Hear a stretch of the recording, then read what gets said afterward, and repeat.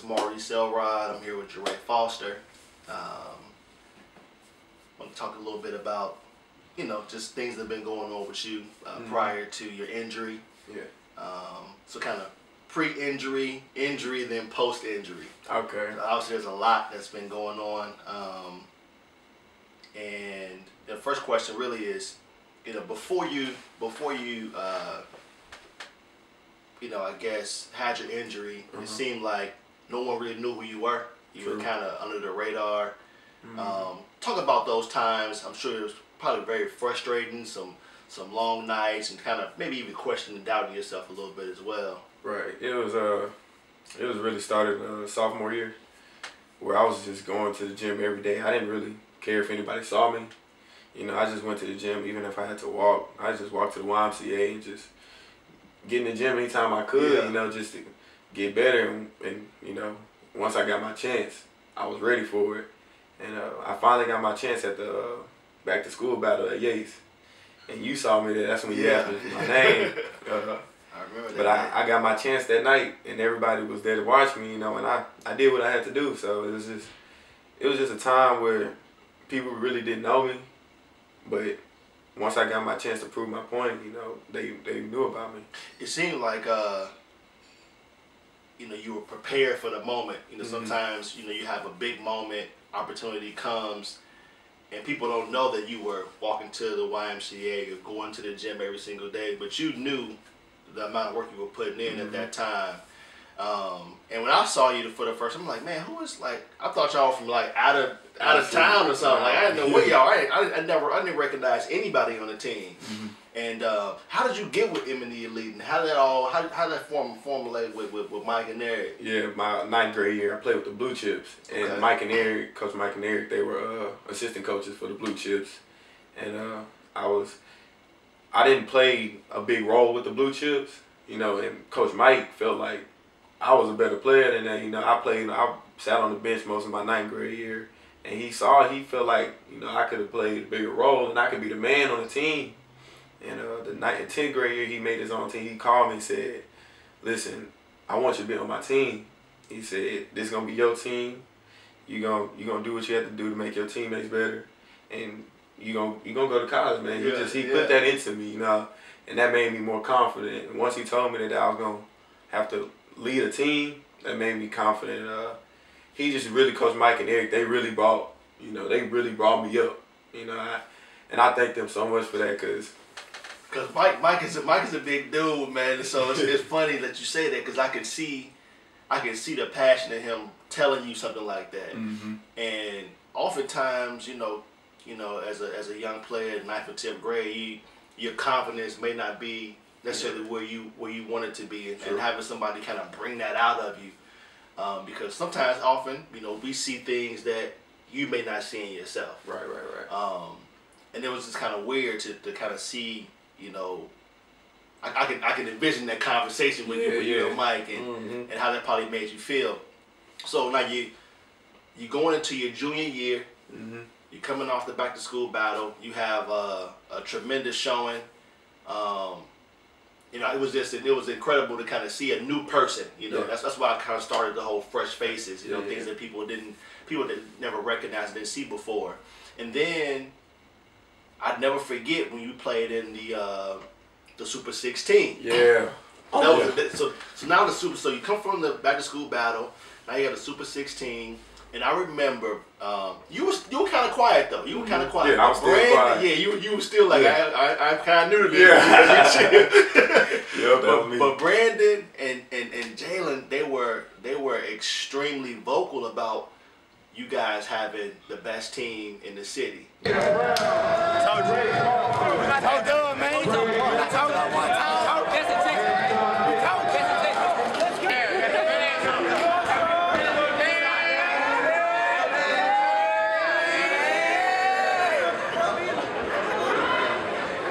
don't think that anybody thought that y'all were. Yeah, nobody believed it at that time. Yeah.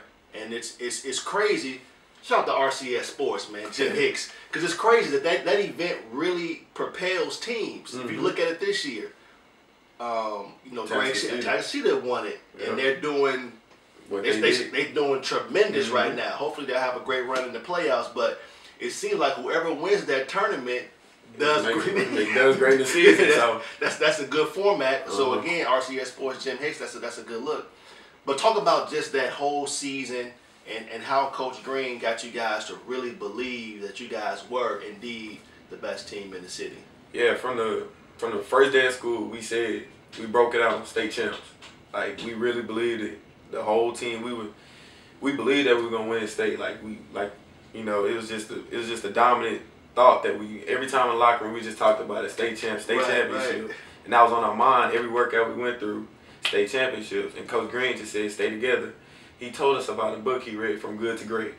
And he told us about that almost every practice, You got to go from good to great in order to be good and successful in life. And once he told us about that, we just took every practice from that day on and every game, just go from good to great. You're going to be champions. And we just stayed together as one and just made it happen. Y'all team was, I remember seeing the North Shore teams. Obviously, you may have been probably a freshman or a sophomore when,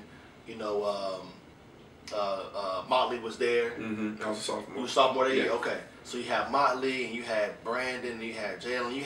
Even that team was good, but, you always had to run against the Harrison twins at some point, right? And so even those teams were really good team and great teams. I don't think, again, anybody really thought you guys were going to do what you did. And your style of play, the whole 9 yards, man, you guys were just tremendous. It was something to watch because as we were playing, it just felt good, We just had every piece to the puzzle. And with me having to play the 5, right. I didn't want to listen. It was crazy because I was at the first day of school. I just looked. I was like, they got Snoop, they got Brandon Green, Brandon E10, and Jalen. That's 4 guards right there. I'm a guard, so I'm like, I'm gonna fit in, and I ain't sitting on the bench. So I was like, I'm gonna go ahead and do what I got to do, play the center position, but still play my game. And it worked out for the good. I would have never thought that it'd actually work out for the good, and actually win the MVP. But I just stayed committed to the team. If you stay committed to the team first, you always gonna get what you need out of it. And championship was good as it was, But then once they called my name for the MVP, it just tied everything together. It just made it that much better. So did you in that game? Did you foresee that happening? Nah. In MVP? I didn't even know that there was an MVP, like an MVP trophy. Right. Until at the end of the game, they said, and the MVP of the state tournament is, and I just stopped. Like everything just stopped for that moment, and I was like, "They about to call my name." They called, man. Man, that's a great feeling. So, but yeah, I just missed out on it this year, but it's all good. So no, let's stay in the good moment. Stay in the good moment. Yeah. So you had a situation where no one knew who you were. You jump on the scene. You had even some people consider you the #1 player in this class. Yeah, that was right after the state tournament. And again, it goes back to your dedication and your work that no one else saw. Time in the gym when you were, kind of honing your craft. I think the good thing about your game is that it's versatile. Yeah. So you might have been playing a 5, but like you said, I'm really a guard. So now I'm bringing I'm bringing these bigs out, and I'm able to go to the rim, hit my pull-up jump shot. So what were things that you were working on, during those times where you were, trying to get better? I would go in practice, we'd go post and guards. I would do half the time in post, half the time with guards, so I can get both stay crafty with the guards, but still bang down with the big man. So I have a piece just in case. You never know what situation you're gonna be in the game. So I just made sure I was on top of my game in both areas, And after practice, I just made sure if I need to get up extra shots, I do that, and that's really pretty much it. Where does that kind of drive and work ethic come from? Just to get better. Was it being overlooked as a youngster? Because sometimes you got kids that are you know, phenoms in the 5th grade, in the 6th grade, you know, in the 7th grade, all the way up and, you know, up and through. Did you feel like, you know, I never really had an opportunity, so let me just keep grinding, keep working? And actually, once I started playing basketball in 8th grade, yeah, it's like that. Nobody really thought that I would, you know, be a good basketball player. I played football, and my football coaches was like, "You're not gonna do nothing in basketball." Yeah.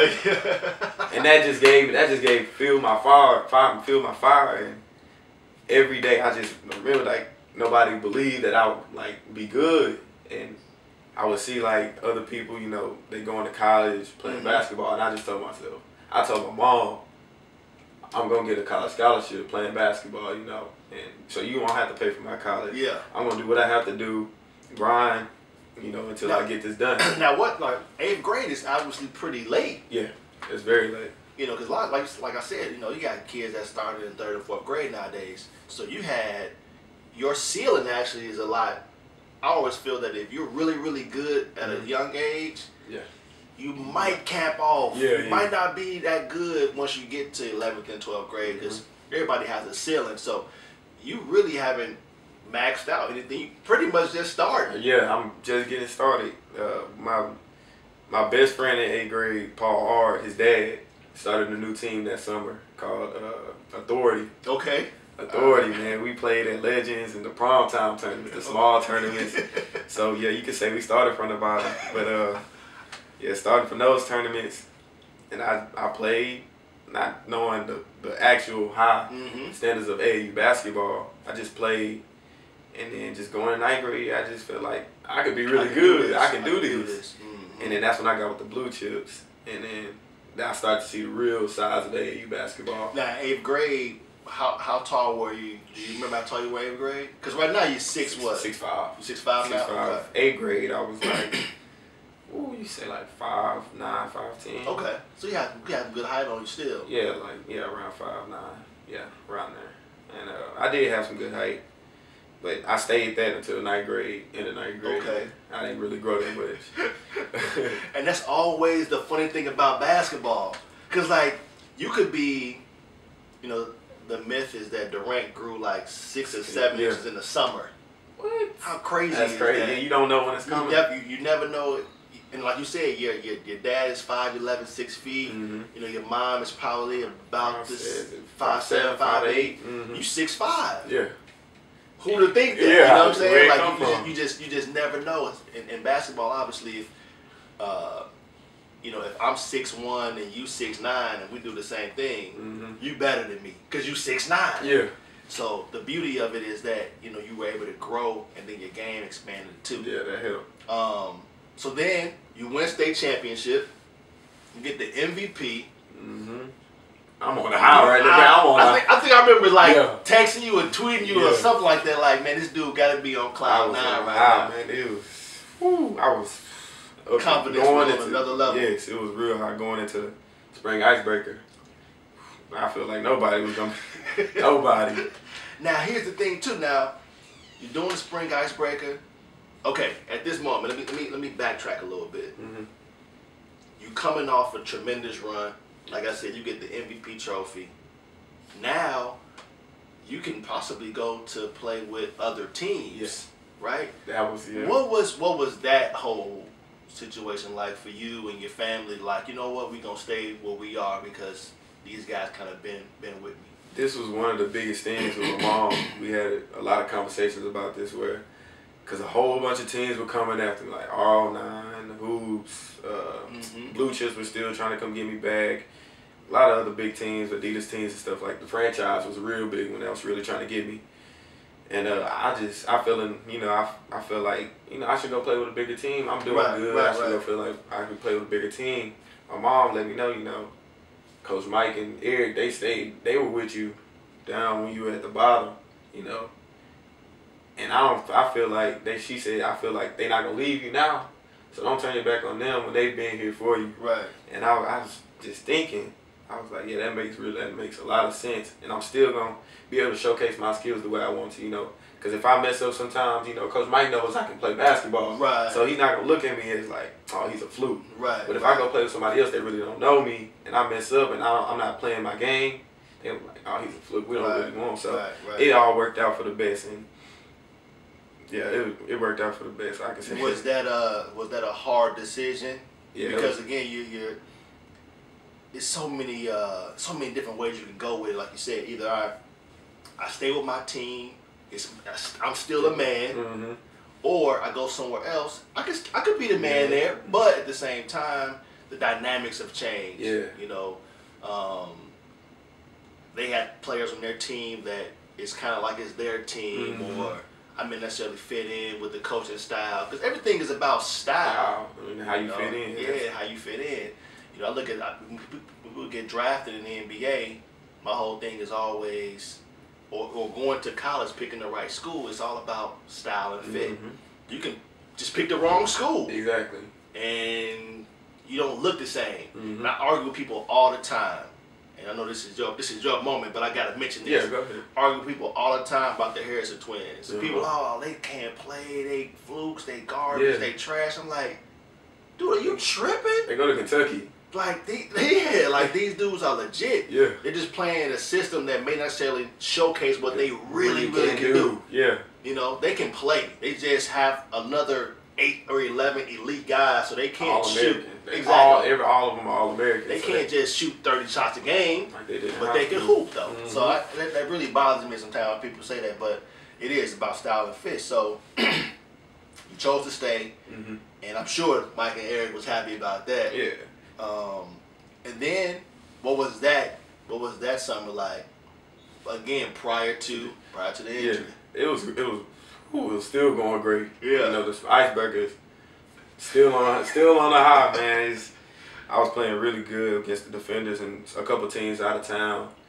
And that whole month of March and April, and the first live period in April, I did good. I got a couple offers. I got an offer from Sam Houston in the live period in April. Okay. And a lot of schools looked at me, and but it was going great, you know. And I went to a camp. I went to the Reebok Open Run. I think that was in May. Okay. In May. And you know, I was just going in there, not knowing. I know who was all in there, but I didn't really think I was getting picked. You know, I'm a humble guy. Yeah. You know, I'm a humble guy, so I'm not just gonna walk in and be like, I'm gonna get picked. Right. So, but like a couple weeks later, I found out I'm going to Philly. But that just topped it off my whole like summer prior to June. You know, I was still on cloud nine. The confidence I had in the state tournament, it just kept going all the way to June. Yeah. It didn't stop, but that just filled my fire even more. All right, so now you got you said you go to the Reebok Open Run. You get selected. Where was that at? Where was that held at? That was held at Episcopal. Okay, so it was here in the city. Yeah, okay, it was cool. in Houston. So obviously you go there, you do your thing, and then you get selected to go to Philly. Well, I'm assuming they're probably bringing kids from all over the country. Yeah, they had an open run in like a lot, like 30 different cities around the nation. Okay. And they picked 3 from every city. Just 3? Just 3. And it was like, I can say like 150 people there at that open run. So again, your name was getting called. Yeah, my name's getting called.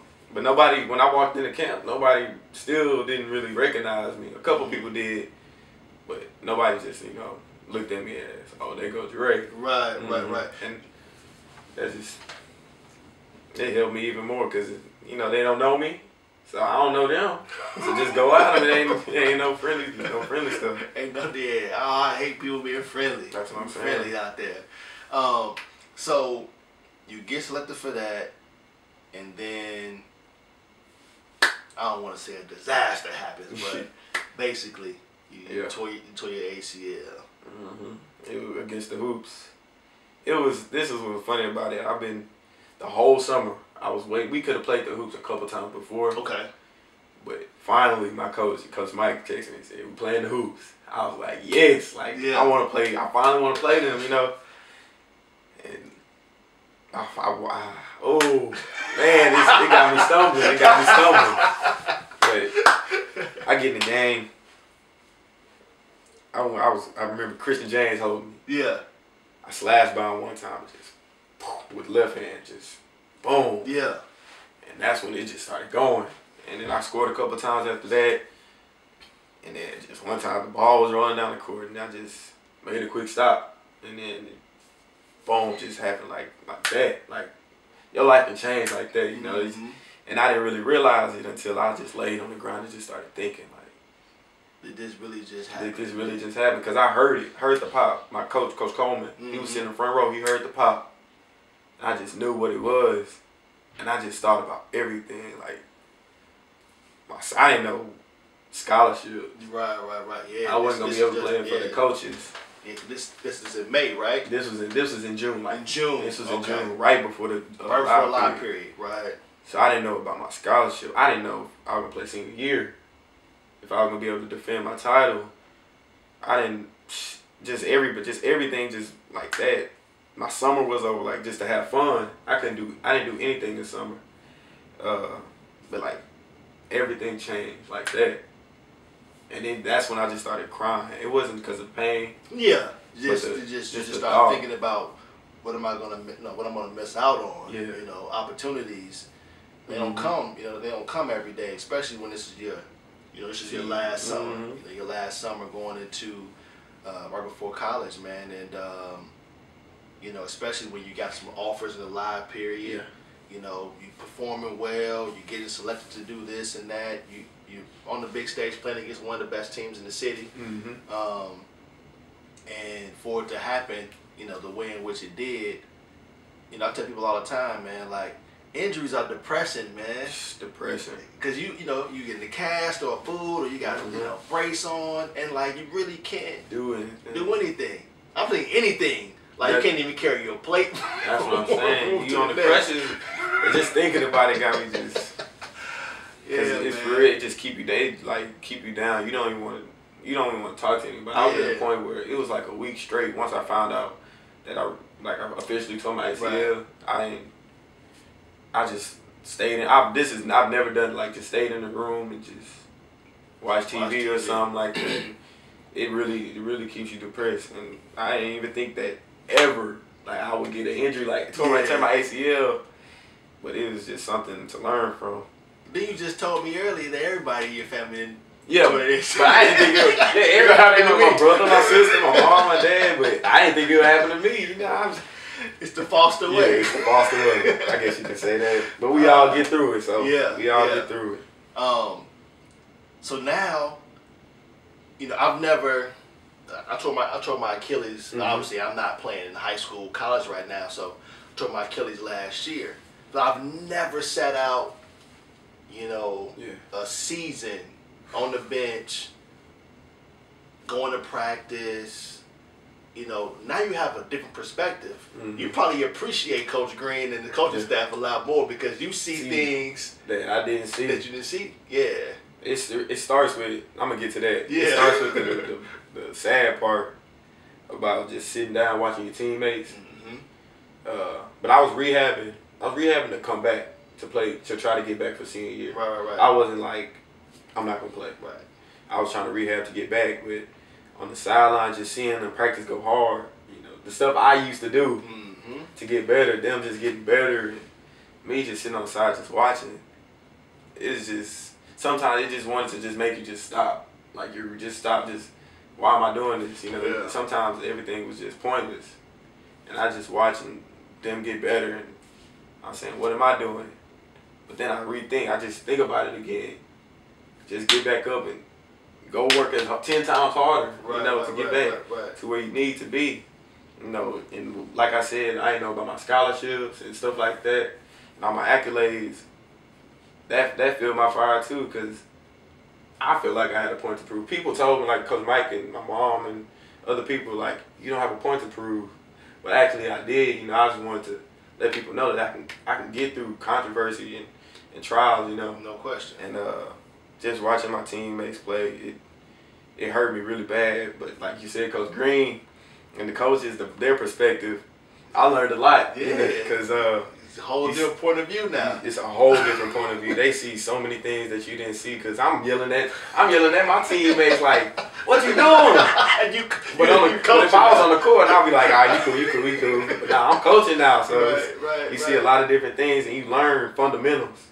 that you really didn't learn, that you really didn't pay attention to when you were playing, you know. It's almost like a gift and a curse almost. At the same time, you know. You obviously hurt for not being able to play and contribute, but then you'll be able to reflect on this, you know, for the rest of your life. Like, I remember that time where I wasn't playing and I learned, like, more about the game. About the game. You know, you the learn mental to approach. actually be a student of the game. Yeah. Mm-hmm. Has it been, how have your teammates been? Oh, they joke around with me a little bit, you know, about my knee. They be like, get out of here, bum knee, or something like that, you know. When you gonna come, hurry up and come back. You can laugh at it now. It wasn't funny. It wasn't funny in July. Like, I was like 4 months out of surgery, and they was like, you looking good, man, come on, come back. I'm like, nah, dude, like, it's not ready yet. Yeah. But they mess around with me sometimes, but they understand at the same time. They still supportive of me, and I support them. You know, I'm still supporting them. Cause I know a lot of people. Well, not a lot of people. I know sometimes when somebody gets hurt or something like that, they kind of detach from the team. Mm-hmm. And but those my dudes. Yeah. I've been growing up with them, so I don't feel like I'm gonna detach at all. You know, I'm gonna stay with them until season's over with. You know, I'm gonna ride with them like they rode with me. You know, so it's been a long journey, but it's been good. You know, I've been enjoying it. Now you got playoffs coming up. You guys are obviously looking to defend your title. Mm-hmm. You know how sometimes, you know, you got that motivation to do it for your teammate. Yeah. Has that been a part of the conversation? Like, we doing it for you, Jarrey. Yeah. Oh yeah. They stay all the time. They always tell me, you know, Jarrey. Once I finally found out I wasn't coming back to play, they was like, man, don't worry about it. You know, we gonna do this. We got this, man. You a big part of us. Even the coaches sat down. We sat down with the coaches. And he said, you a big part of this. He said, this your team, you know. We won state last year. You the MVP. He said, this still your team. Don't ever feel like this not your team. Mm-hmm. And my teammates just let me know, just reiterated that you still a part of us, man. We gonna do this for you.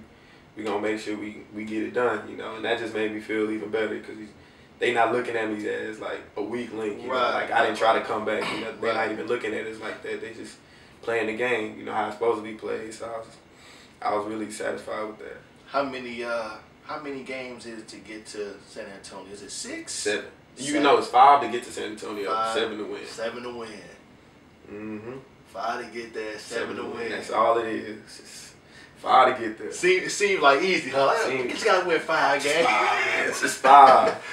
Oh man, I know that's gonna be a crazy ride, you know, for your team, and it's gonna be an emotional one for you. Mm-hmm. If you might even know it, man, because win or lose, it's gonna be emotional for you. Yeah, you know what I'm saying? Because the playoff atmosphere, I remember the playoff atmosphere last year. Man, you want to play in those type of games. The crowd is packed. I mean, everybody watching. You got the cameras in there. You got the news stations. And it's not the same teams you've been playing in your district. So it's like just new. Like you say, y'all play. If you guys win on Tuesday, you play against Clear Creek. You ain't play against.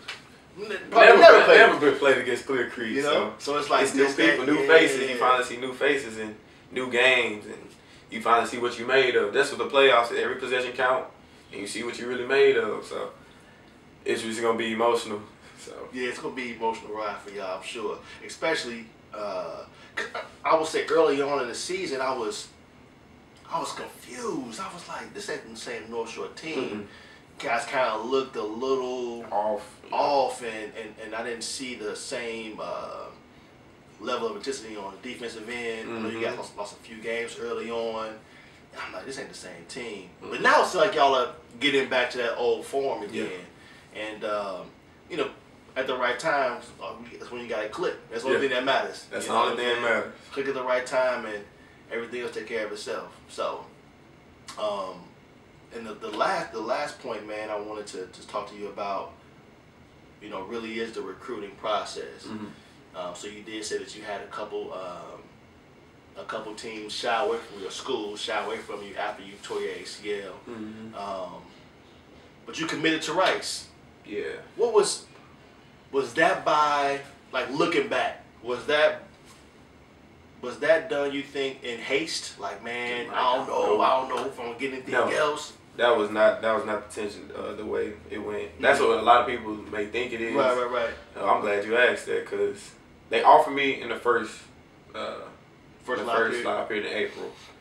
And once I tore my ACL, they were like the only school. Them and Louisiana Lafayette.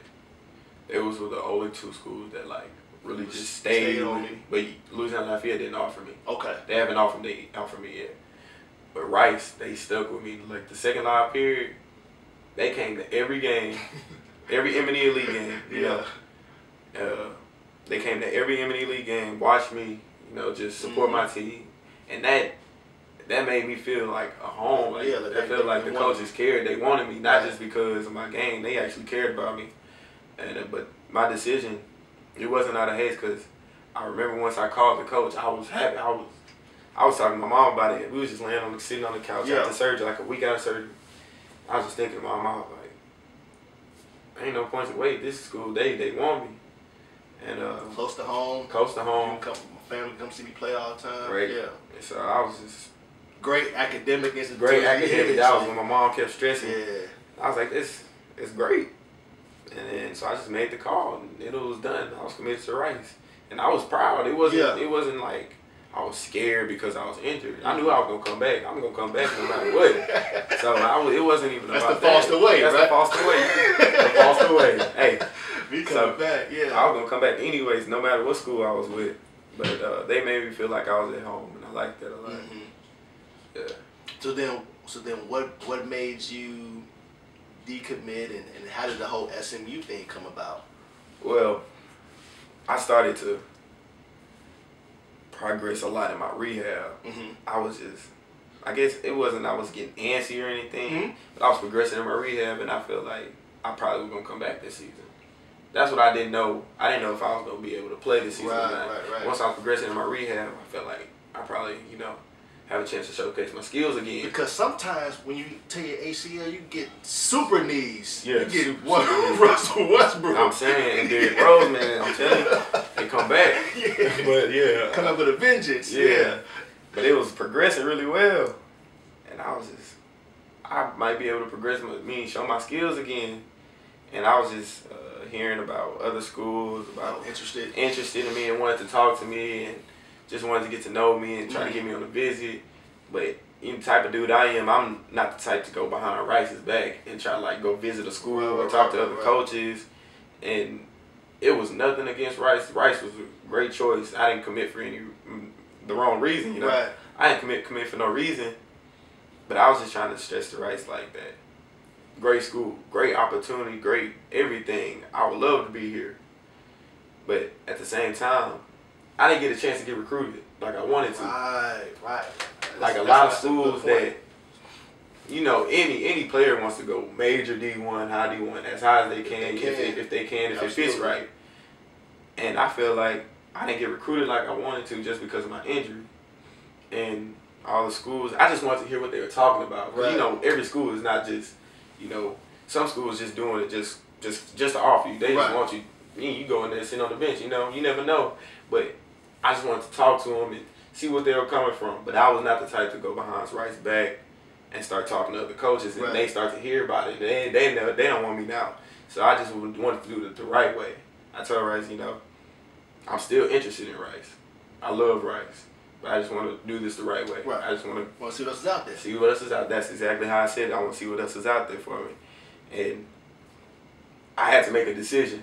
I wasn't going to let anybody make a decision for me. And I wasn't going to let anybody stop me from doing what I needed to do, because I was a little stressed at that point, because I wanted to see what else is out there for me. Right. I finally made the decision. It was a hard call, because I liked Rice a lot. It was a hard call. They were great coaches and everything like that. It was a great place. So it was a really, really hard call to make that call. Who else was kind of in the fold besides SMU, or was it just SMU? It was SMU, A&M, like a lot of bigger schools. SMU, A&M, Baylor, Texas, Tulane, Bowling Green, UL, Louisiana Lafayette. And so it got bigger. It got bigger. It just started to expand. And I was, like I said, I was a Division III player, so I didn't play on no high major level like that. But I always use the analogy of like dating chicks, women, right? So like if it's almost like choosing between Laura London and Beyonce and Sierra, it's like you only choose one. Yeah, you can only choose one. So you got to make the best choice. Yeah, you can't mess this up. You mess with this one. You wanted that one. You stuck with this one now. Yeah, so I always know it's harder for y'all to make them kind of decisions because especially when you have a talent like you have, you don't have a D2 or a D3 school looking at you. Those are easier choices to make. Yeah. You know what I'm saying? But when you got A&M, Texas, Baylor, U of H, this school, that school, it's like, I don't know what to do. Exactly. And I always remember myself as being 17 and 18 years old. And those are hard choices to make. I mean, I don't know what I would have did if I was y'all age in those circumstances. You know what I'm saying? So you choose SMU. What was it about them for you? They asked me to go on. They called me like a couple weeks after I decommitted, and they had a conversation with me. They said, we want to get you on campus as soon as possible. Okay. So that was the number one thing. Like, it was urgent for me to get on campus. And then they told me about Larry Brown. Right. Legendary. So that triggered me even more. Yeah. And once I got on campus, I got to Dallas. It's close to home. Right. My mom could come see me in Dallas, and they play U of H down here. Right. And once I got on campus, beautiful campus, right outside of Dallas. And it was just, right when I got on, it felt like home. It fit right. It's not too big, not too small. They play in a nice arena, Moody Coliseum. And then the teammates, the fans just throw it off. Fans throw it off, man. And all the coaches, it's all structured. Yeah. And I like structure, I like to be compliant and structured, and everybody works together. And if the fit is right, they have a couple people graduating, and one went pro. So everything started to work out. So it's not like I'll just be sitting on the bench my freshman year. Right. I'll be. You get a chance to come in. He told me that. He sat in my house and told me, I'm not telling you you're gonna come in here and play, but I'm giving you the opportunity to show you skill and you can play. And that's always good, man. Like a lot of kids fall trapped to that sometimes. I'm very wary if I'm telling you, you're going to come, you're going to be the best player, you're going to get 40 minutes a game. Like, you ain't seen me on campus yet. Exactly. I might not even really fit your flow yet. So if you're telling me, you be honest with me, you let me know, you got to work for it. Yeah.